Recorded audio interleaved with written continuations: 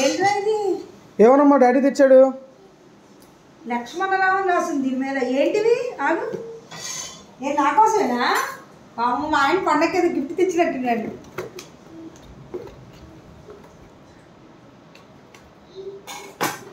Zoom చే గిఫ్ట్ది. వామ్మో ఏంటివన్నీ? Tomato పచ్చడా? ఇదేంటి? రెడ్ చిల్లీ పచ్చడి. వాము ఏంటి అండి? ఏంటి పచ్చళ్ళని? ఎవరికి? మనకేనా?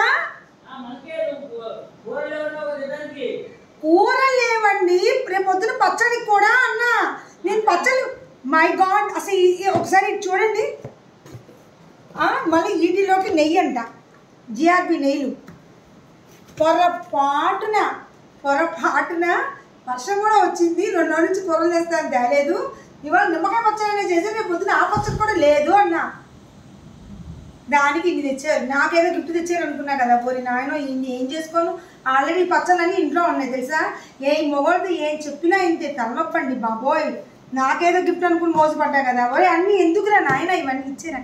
డాడీ తెలియకుండా నువ్వు ఇచ్చేసి